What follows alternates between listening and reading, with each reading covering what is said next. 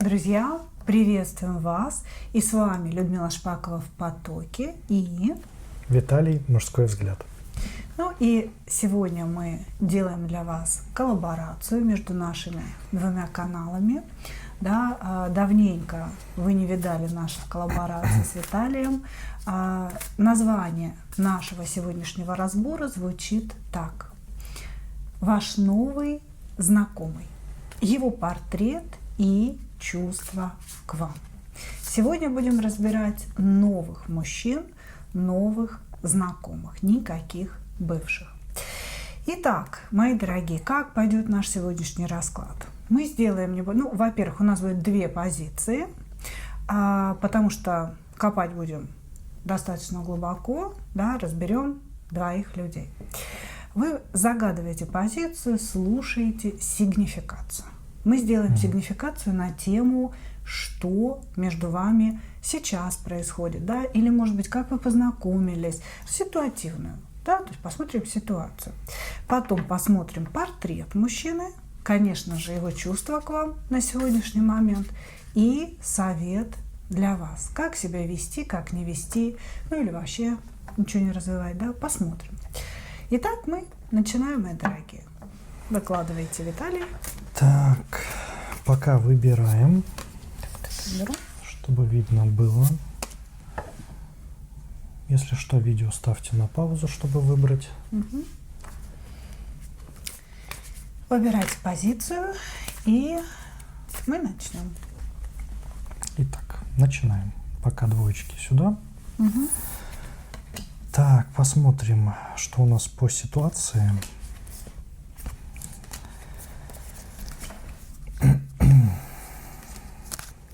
Ну, знаете, здесь уже вижу достаточно много странностей, в принципе, и в вашем знакомстве, и в этом мужчине, да, которого вы выбрали. Здесь, знаете, интересная такая ситуация. Мужчина непонятно себя ведет, в каком плане, да, зовет, например, куда-то покушать, да, может быть, выпить кофе. При этом, приходя на данное свидание, совершенно все становится непонятно, да, потому что он может сидеть, например, с чашкой кофе, да, вам тоже угостить чашкой кофе, но на этом как бы все, понимаете, то есть очень такая интересная, странная ситуация. Не сказать, что он жадный, да, по себе человек, но такое ощущение, не готов почему-то действительно тратиться. Бывали у вас случаи, что данный мужчина, знаете, хвастался тем, что заработал много денег, да, что у него есть то ли какая-то недвижимость, может быть, какие-то машины, да, постоянно говорит, что он какой-то обеспеченный, да, но вы этого никогда не видели, вы этого никогда не ощущали, вы даже вот пытались искать, может быть, по соцсетям, да, действительно ли у данного мужчины вообще что-то есть, о чем он говорит. Вы ничего не находили. Да, то есть вот ситуация какая-то вот такая. Знаете, насчет знакомства. Не скажу, что вы давно прямо с этим человеком знакомы, да, то ли это произошло на работе, то ли вместе, знаете, вашего хобби. Может быть, вы чем-то занимаетесь, да, берете уроки какие-нибудь, да, или ходите в какой-то кружок, да, если так можно назвать. И там вот произошла встреча с этим мужчиной, да, то есть он долго на вас засматривался, вижу, да, очень долго не то чтобы следил, да, но, вот, знаете, вот взглядом, можно сказать, вот так сверлил постоянно, чем-то вот понравились. И на данный момент, знаете, вижу долгую переписку, да, то есть очень долго сначала общались до первых встреч, разговаривали, да, но кроме его хвастовства, знаете, вы ничего толком о нем, если честно, и не знаете. То есть мужчина прям какая-то загадка, я бы сказал. И по всей этой ситуации вы, наоборот, хотите его узнать, да, хотите разобраться, откуда он взялся, что вообще происходит, да, разобраться в его намерениях, чувствах, А здесь одни, если честно, секреты происходят от данного мужчины. При этом он показывает, что как будто он состоятельный, да, но на самом деле неизвестно, так ли это. То есть вот такая вот интересная ситуация. Да, ну ладно. Окей, хорошо. Я увидела еще одну странность. Это то, что человек может говорить вам комплименты, говорить о каком-то будущем, да, то есть совместном, потому что здесь все-таки у нас императрица, то есть он вас как-то сразу выделил, знаете, Да. как типа будущую жену, у нас с тобой есть будущее и так далее. Вот. Но только действительно как-то материи это не подтверждено. То есть, ну, если ты меня как-то выделил, да, то хотя бы там покорми меня нормально. Как-то вот здесь финансовая история не совсем понятна. Она как будто бы только на словах. И за словами ничего нет, правда, очень интересная пустота. Как будто Но это сделал маску данный мужчина Да. себе, да, и пытается вот выдать за действительность. Хорошо, давайте смотреть, маска это или не маска, да, кто он у нас, кто он у нас. Угу.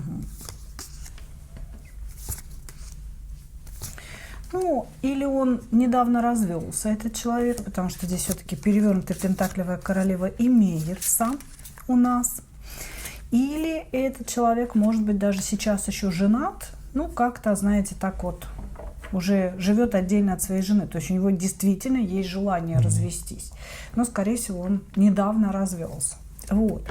Здесь ощущение такое, что мужчина, когда развелся, да, ну, первое, очень долгое время не имел женщины.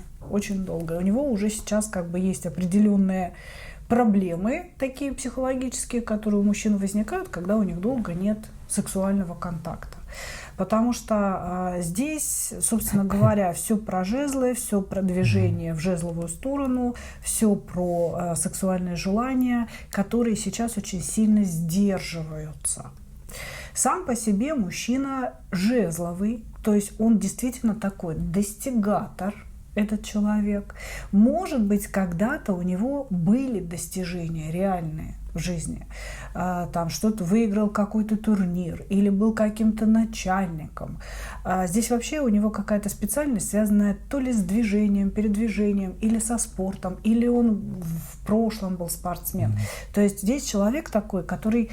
Или это командировочный еще человек. То есть он не может сидеть на месте, ему постоянно нужно передвигаться. Жезлы, жезлы, жезлы. Да? Куда-то я еду все время. Вот, значит, в неких прошлых отношениях его хорошенько потрепали. Я бы сказала, что жена, да, то есть жена здесь могла материально устроить ему башню или эмоциональную башню, там, лишить общения с детьми и так далее. Вот. И он ну, имеет какой-то такой специфический взгляд на женщину, что теперь я не допущу, чтобы женщина диктовала мне условия. Теперь женщина будет подо мной, а я буду главной в семье. Я буду говорить, собственно говоря, да, вот, что мне нужно. Значит, мужчина, в принципе, ищет любовь, ищет семью, то есть ему хочется создать семью, и вы сразу вышли здесь императрица, то есть вы ему под эту семью как-то подходите, но очень специфический у него взгляд. Он как будто бы, знаете, хочет создать семью с женщиной, которая будет то ли его рабыней, то ли его прислугой, вот как-то так. Понимаете? Служанкой. Да, служанкой, вот. Значит, что еще здесь о нем? Можно сказать, что какие-то вещи, которые он говорит о своих финансах, имеют право на существование. То есть, в принципе, этот человек не бедный, это не нищеброд. Но есть обратная сторона у этого. Эти финансы принадлежать будут всегда только ему. То есть вы никогда не будете иметь права на какие-то его деньги. Есть его деньги, а есть какие-то общие деньги, да, типа ваши. Может быть, он предложит вам схему скидываться в какой-то общий котел, да, и вот это мы тратим там на семью. Вот. А при этом вот этот общий котел, он будет под его контролем. Здесь человек такой очень жесткий, контролер, очень жесткий. Человек, который будет управлять отношениями с женщиной, он сразу будет вас ограничивать. Да, то есть говорить, вот эти подруги мне не нравятся, значит, фитнес не надо ходить, там, не нравится, как на тебя тренер посмотрел. Вот, то есть здесь сразу идут ограничения, потому что он внутри себя человек, который привык все контролировать. Еще и жена пообщипала здесь его, бывшая. То есть он вот прям осторожничает теперь и априори сразу задает тон, да, как бы я тебе ничего не должен, я сейчас еще посмотрю, что ты себя представляешь, дорогая, да, но намерения у меня серьезные. Деньги вроде как есть, но эти деньги – это его деньги. И он здесь все-таки, я бы сказала, жадный человек, да, потому что прежде чем вообще заплатить за какой-то обед, он еще 10 раз подумает. Ну, то есть вы прям должны совпасть по всем критериям и согласиться быть его рабыней. Ну и тут, конечно, у нас дьявол, да, дьявол специфический в этой колоде. Он говорит о порабощении, о том, что у человека внутри, да, в его личности есть, ну, то ли желание, то ли это черта характера, да, порабощать находящуюся рядом женщину. Вот буквально говорить ей, как она должна жить. Ну, такой, товарищ. Чувство. Давайте, чувства. Так, что же у нас в чувствах? Знаете, очень многое сдерживает. Есть в нем, как бы это выразить, да, нераскрытая потребность в чем-то, понимаете? А вернее даже не в чем-то, а в сексуальном плане. Прошлые отношения у него не особо хорошо шли, да, то есть наподобие он желал, ему то ли запрещали, то ли как-то все было по-другому, и в нем все это теперь заперто, понимаете? Здесь он ищет выход. Не скажу, что есть, знаете, сильная любовь. Есть скорее такое, знаете, чувство, что вы ему, конечно же, нравитесь, но больше всего ему нравится ваше тело. И здесь, понимаете, вот даже мысли, всегда мысли, что как бы было славно, если бы мы начали жить уже вместе, как бы было здорово, если бы она полностью воплощала мои идеи, и в частности в сексе, да, это для него прямо такой вот пунктик очень сильный, потому что в нем действительно замкнута вся эта сексуальная энергия, а он при этом еще как бы мужчина, да, то есть годами, вижу, все это копилось, и здесь он просто пытается на данный момент, да, в ваших отношениях все это перенести именно, ну, перенести весь план в ваши отношения, чтобы вы ему подчинялись, чтобы вы исполняли его все требования, да, чтобы вы действительно выглядели, как он хочет, да, при этом выглядеть вы должны, даже вот так скажу, сексуально, как днем, так и ночью, да, то есть у него все вот зациклено именно на этом образе. Чувства, да, опять же повторюсь, они, конечно же, есть, но они все такого физического, да, можно назвать, физического плана, понимаете, то есть нет какой-то духовной составляющей у человека, нет какой-то действительно мечтания, что вот женщина будет меня понимать хорошо, да, что вот мы будем с ней разговаривать по душам, да, это не про данного мужчину. Здесь все завязано именно на том, чтобы вот именно вот так вот взять и выплеснуть все эти эмоции, да, и в сексе выплеснуть, и скорее в агрессии, да, будете видеть данного мужчину очень часто, если, опять же, не будете ему потыкать, да, в его таком вот мироустройстве, скажем так, понимании. Вот. И здесь мужчина, конечно, будет себя вести именно таким образом, захватческим, да, что вот мне необходимо прямо сейчас, и вы обязаны будете ему это дать. Понимаете? И здесь мужчина действительно берет и, ну, попросту вот такая будет интересная жизнь, я бы сказал, с данным мужчиной. Потому что по чувствам, к сожалению, у него нет духовности, повторюсь, да. Есть одно желание, именно физическое, неудовлетворенность огромная, да, которая исходит уже, ну, очень много действительно лет. Я бы даже так сказал. И идет далеко-далеко от других отношений, которые у него были, да, и которые, опять же, закончились не очень удачно именно для него. У меня какое-то ощущение, что он вас старше, может быть, даже намного, потому что он-то вас выбрал, да, понятно. Да. Он-то вас выбрал, как бы, просто какое-то странное ощущение, сейчас я вот эту девочку возьму и под себя воспитаю. Вот да, как-то так все, потому что моя предыдущая жена мне все запрещала, да, мы с ней там, может быть, 30 лет вместе прожили, нас связывали дети, квартиры, там, машины и так далее, и я не видел ни секса, ни ласки, вот она все запрещала, а эту я сейчас под себя буду воспитывать, вот прям какое-то такое чувство. Да, это дело. При этом прошлые его отношения действительно забрали у него все. И в том числе именно материального очень много забрали.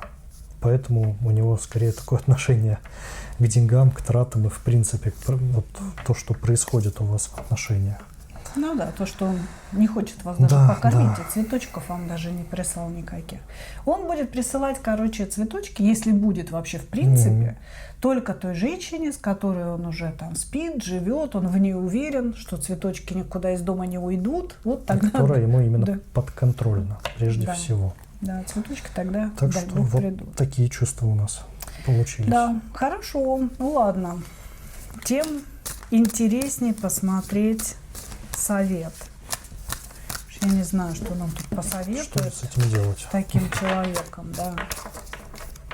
Что же с этим делать? Угу.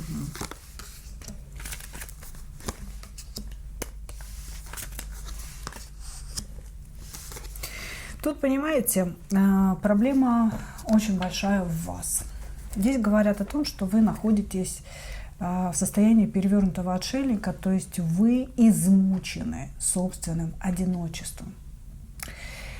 Скорее всего, вы свободная женщина, которая долго живет одна, и вы хотите серьезных отношений.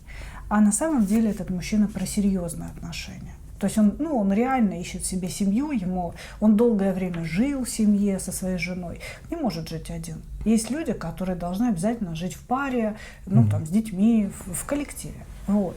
Он как раз такой человек, он ищет императрицу, он как бы вас выбрал, вот она, вы прекрасная императрица, сразу как бы выпали. Вот, значит, и у вас сейчас стоит внутренняя дилемма такая. Да, как бы вы устали от своего одиночества, человек про серьезные отношения, вам кажется, что этот человек может вложиться в вас, может быть, помочь вам финансово, может быть, просто быть рядом, да, то есть он ищет пару, вы ищете пару. Значит, и вот это ваше состояние, оно сейчас на очень многие вещи заставляет вас лично закрыть глаза. Да ладно, как-нибудь отрегулируем. Да ладно, Господи, что там я там не умею подчиняться, да, сделаю вид, что подчинилась. Так вот, значит, совет здесь следующий, да. Мыслите трезво. Уберите из головы собственное одиночество, да, из сердца, вот эту вот тоску. Уберите какие-то мысли о том, что он может в вас вложиться, может помочь вам финансово. Выкинете это все из головы. Вот просто выкиньте.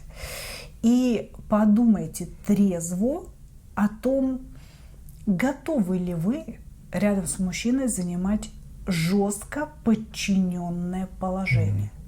Какая вы?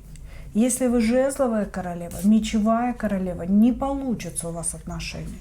Если вы кубковая, вы готовы ходить под ним. Вам, наоборот, нужен человек, который вас вот так вот будет держать, да, и указывать, что делать, что не делать. Тогда да. То есть совет для вас такой. Выкинуть из головы свои иллюзии, да, свои мечты о том, я нашла серьезного человека, да, может быть, что-то получится. И упор на собственное одиночество. И трезво помыслите, вот поместите себя мысленно в эту ситуацию, да, что уже все свершилось, вы за него вышли замуж. Сможете вы занимать подчиненное положение или нет? И вот из этого уже и будет исходить совет. Если вы можете подчиняться, тогда можно в это идти. Если вы жестко не подчиняетесь никому, тогда в это идти нельзя. Тогда у вас будут жесткие баталии военные между вами с этим человеком. Ну что, такая получилась у нас позиция. Мы вас благодарим. Забирай. Да. Угу. Возвращаем. И у нас вторая. Так, посмотрим, что у нас по ситуации.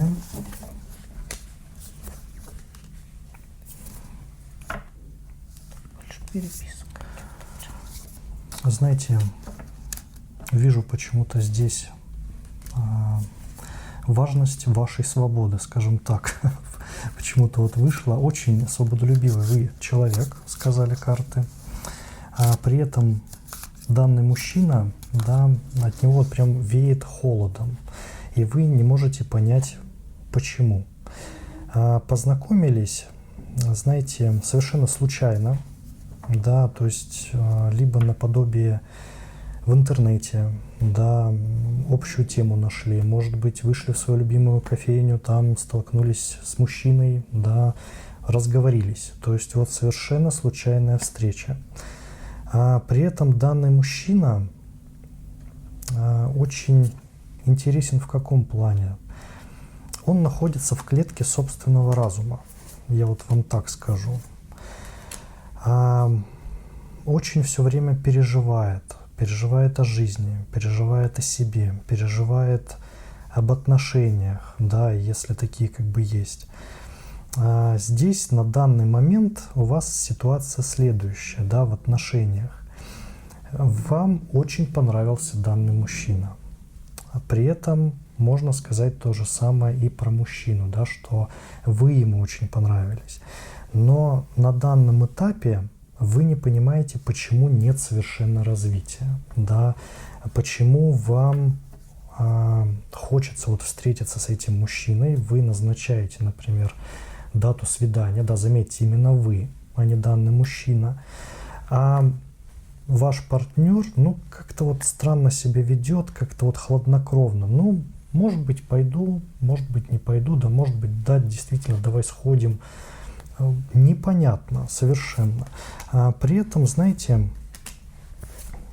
очень много действий делаете действительно вы, чтобы поддерживать данные отношения, да, чтобы его о чем-то спросить, чтобы завести диалог, да, в основном именно вы с ним общаетесь, да, рассказываете о себе. Он такое ощущение, знаете, не то чтобы скрывается, а именно боится, да, он боится вам рассказать о себе, да, боится очень сильно рассказать о своих чувствах прежде всего, да, и здесь, либо травма, да, у данного мужчины, либо какие-то вот свои такие вот заморочки у него существуют.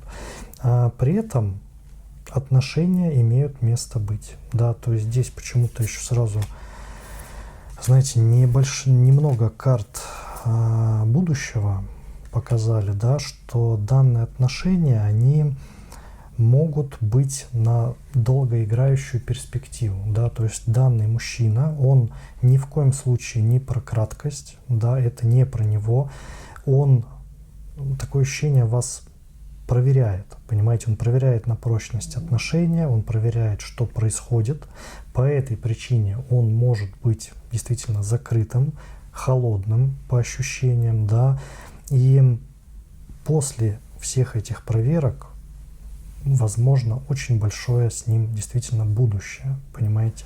То есть, но на данном этапе отношений, да, когда вы только познакомились, когда прошло еще мало времени, да, на стадии вот именно общения, все это дается с трудом, понимаете? И вы здесь действительно вот столб, на котором все держится, вот я вам так скажу. В остальном же, мужчина не уверен попросту в себе, да, не уверен в себе, и плюс еще это стадия проверки происходит на данный момент. Вот Вам такая. только кажется, что он к вам холоден. Да. Вы думаете, мне надо делать следующий шаг или не надо делать вообще? Ему И это надо или не При надо? этом вы делаете. Вы очень сильно за него зацепились. На самом деле он также зацепился за вас, просто вы этого не видите, и он старается это все не показывать. Мгм. Так, ну, интересный пришел, конечно, мужчина. Как же нам его раскрыть? Тут еще, видите, вот переписки, да? Может быть, вообще вы только переписываетесь? Да. А может Полно. быть, просто еще такая интересная вещь, да? Что-то, что постоянно скрыто, карты показывают. Может быть, он в переписке один, а когда вы встречаетесь, он какой-то такой сел, сидит, Замкнутый. ничего не говорит. Да, как бы вы его дерг, ну расскажи о себе. Он, лучше ты о себе. Да. Вот. А, Очень похож. в переписке как будто вот разные люди. Знаете, вот может у вас такая мысль, да, ну, я с какими-то разными людьми общаюсь. Окей, давайте посмотрим его портрет. Так, сразу по 2 карты. Портрет выходит. Угу. Опа. Смотрите, как интересно. Сплелись 2 короля, перевернулись, и получился мечевой. Смотри, как интересно. Смотри, говорю. Заодно к Виталику обращаюсь и к вам. Значит, здесь, ну, действительно, Виталий сказал, что, возможно, есть какая-то травма, и он был совершенно прав, на мой взгляд, потому что, когда нам так показывают трансформацию, да, из одних энергий сразу в жесткую мечевую, вот, а жезловый — это тот, кем он хочет быть на самом деле. Значит, хочу сказать, что это человек очень думающий. Человек, который все анализирует, много-много думает, да, и ему требуется одиночество, побыть наедине с собой, чтобы выводы какие-то сделать, да, из происходящего. Он немножечко такой медлительный. Это не то, что он там, ну, как бы медленно думает. Нет. Вот для того, чтобы ответить на какие-то вопросы, ему надо 10 раз подумать, что ответить, стоит ли отвечать, да, как бы, чтобы не попасть в просак. Вот, значит, у него в жизни что-то произошло.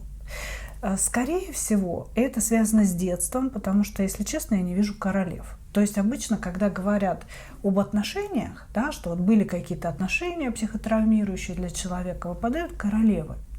А здесь ощущение, что это все откуда-то из детства идет. Может быть, не было отца, может быть, отец был деспотичным, да, не разрешал ему там плакать, не плачь, ты настоящий мужик, или ты ничего не добился, да, то есть вот какие-то такие вещи.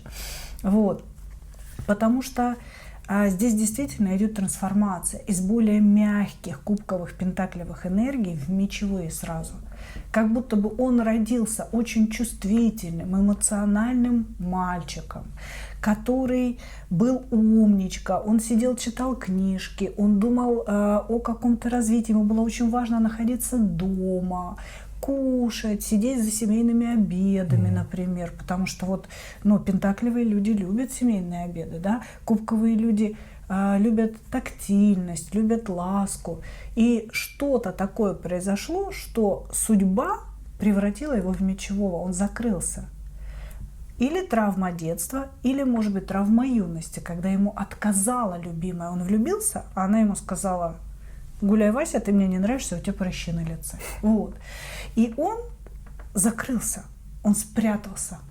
Он внутри себя, как внутри закрытой комнаты сидит. Он и хочет выбраться, он хочет быть жезловым, он на самом деле очень хочет что-то делать для женщины. Он очень хочет вообще что-то делать для семьи, там, детей родить. Понимаете? То есть вот он как-то это все хочет, но он настолько вот этой ситуацией травмы, ну, скажем так, ранен, да, что он боится. Он боится. И поэтому для него очень важно, это очень какая-то долгая пентаклевая проверка. То есть, как бы, что такое пентаклевая проверка? Да? Это значит, мы никуда не торопимся. Давай мы с тобой сделаем шаг друг к другу, а не побежим друг к другу. ну вот сегодня я знаю, что тебе сказать, я тебе скажу. Да, не надо мне каждый день писать или звонить, я не знаю, что тебе говорить. Вот, то есть какая-то такая интересная фигня, как будто бы вот он как жучок, знаете, приволок там травку и что-то такое, что насобирал к себе в норку, и там шарики катает из своих мыслей, катает. Но в целом я могу сказать, что этот человек умеет любить, это раз. Этот человек очень хочет любви, вот прям какой-то безумной любви, настоящей. Вот он как будто бы, знаете, в поиске настоящей любви. И точно так же он боится, что как только он откроет свое сердце, как только он полюбит женщину, его опять бросят, его опять предадут. Может быть, он в детдоме воспитывался, жил в прекрасной семье, потом с родителями что-то случилось, и он попал в детдом. То есть у него вот это вот страх утраты того, что я люблю. Понимаете? Именно поэтому у него такое, ну, на первый взгляд, холодное поведение. Да? На самом деле здесь вообще нет холодных карт. Он очень эмоциональный, очень любящий человек. Просто он это сразу не показывает. Понимаете? Вам нужно будет потерпеть. Я бы так сказала, именно потерпеть. Хорошо, давайте чувства посмотрим. Так, посмотрим чувства данного мужчины. Знаете, очень сильно на самом деле держится за вас, каким бы он холодным ни был. В нем, если честно, кроется очень сильная буря всех этих эмоций, чувств, да, которые он сдерживает очень сильно. И ему даже горестно от того, что он не может вам открыться. Вернее, может, но не хочет. Вот его блокировка такая психологическая, я бы сказал, из-за травмы, она берет и не дает ему открыться, не дает ему быть человеком, которым он действительно хочет. Чувства серьезные. Он, если честно, хочет очень сильно семьи, долгоиграющую перспективу детей, понимаете, и собаку завести, и дом построить, и дерево, понимаете, посадить. Поэтому здесь существует очень сильный элемент проверки, как уже было сказано. Как только вы ее пройдете, можно так сказать, он по чуть-чуть, полгода, год, 1,5, 2, 3, 8, да, начнет открываться по чуть-чуть, да, и вы это сами начнете замечать. Есть и любовь, да, готов он, если честно, для вас, да, все сделать. Вот так вот вам скажу, потому что кажется, что это не так на данном этапе отношений, но если он обнаружит доказательства, что действительно вы та самая, с которой можно построить семью, что вот я могу ей открыться, могу ей дать свою любовь, могу ей показать весь мир, самого себя, да, он все будет делать, понимаете? И рукастый показано, да, что может и дома все сам сделать, да, то есть и деньги запросто потратить, то есть и на вас вообще все отдать, вот честно вам скажу.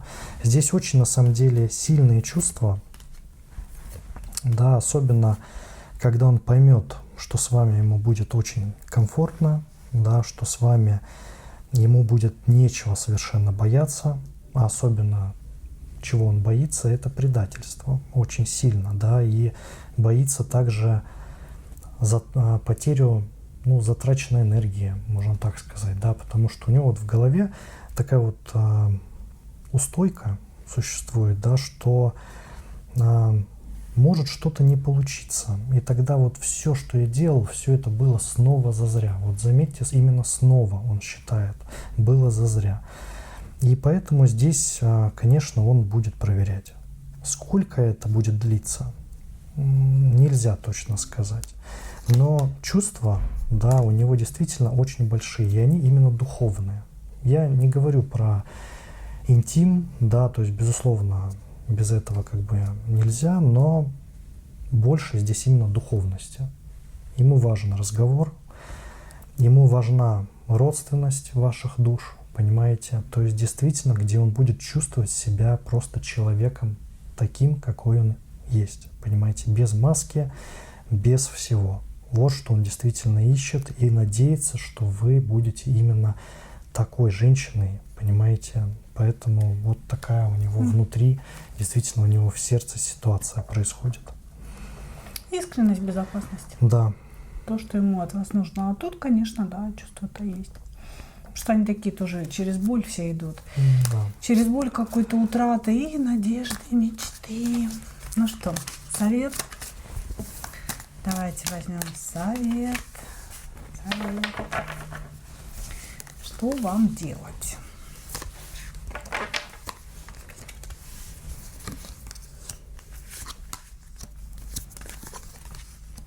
Угу.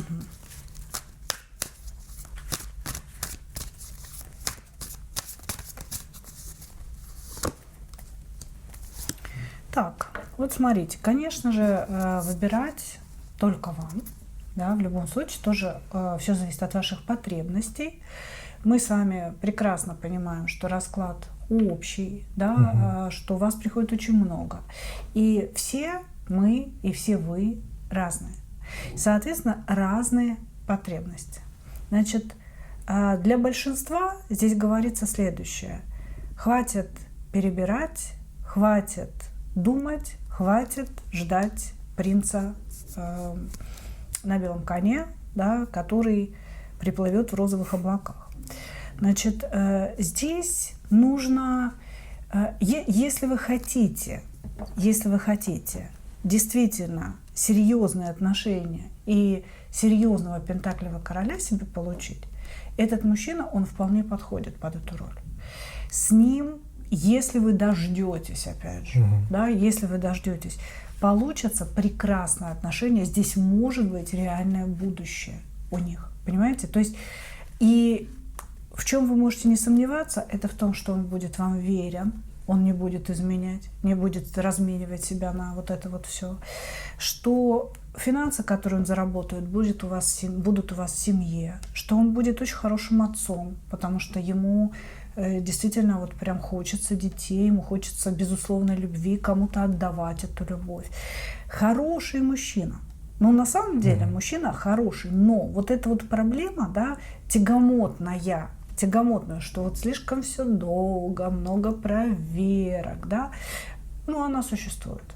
Действительно. Поэтому, если вы готовы подождать, если вы готовы вот принять его такую особенность, да, постепенно открывать ему свое сердце, вы начните с открытия себя, потому что человек вас анализирует, да, открывайте, будьте искренней, откровенной, тогда и он потихоньку начнет открываться. С ним возможно будущее, с ним возможно настоящая любовь, да, но после того, как он вам начнет до конца доверять и откроет свое сердце.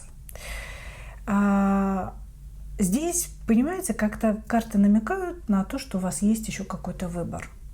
То есть, как бы здесь они не зря говорят, хватит выбирать. Да? Как бы, может быть, есть еще какой-то мужчина, более страстный, там, с дьяволом в глазах и так далее, и вы думаете, или этот такой вот более спокойный, да, уравновешенный, или тот. Ну, вот здесь карты делают как бы ход в его пользу, я бы сказала, в пользу того, кого мы смотрим. Они говорят, хватит выбирать, бери себя в руки, хочешь настоящего мужа хорошего, как бы такого, будь уверенной в нем, ну, действуй сама, да, действуй с точки зрения кубков, открывайся, будь искренней. Это не значит, что вам надо его там в кафе водить, да, но тем не менее как-то вот тоже проявляйся. То есть не надо стыдиться своих проявлений, но в то же время надо четко понимать, чтобы это не превратилось в навязчивость. Если человек не хочет, ну окей, не надо, да, как бы он сам постепенно, открываясь, вот к вам прилепится, и потом вы еще его фиг отлепите от себя. Вот. Но если вы хотите каких-то страстных, краткосрочных отношений, это не про него. Не какая-то бушующая страсть, не краткосрочность. Он хочет семьи, а у него там есть буря. Да? Виталий правильно сказал, что что-то внутри сокрыто, но это что-то надо откопать, нужно достать. Для этого потребуется время. Как-то так. Ну, что, вот такой получился у нас сегодня коллаборационный разбор. Да.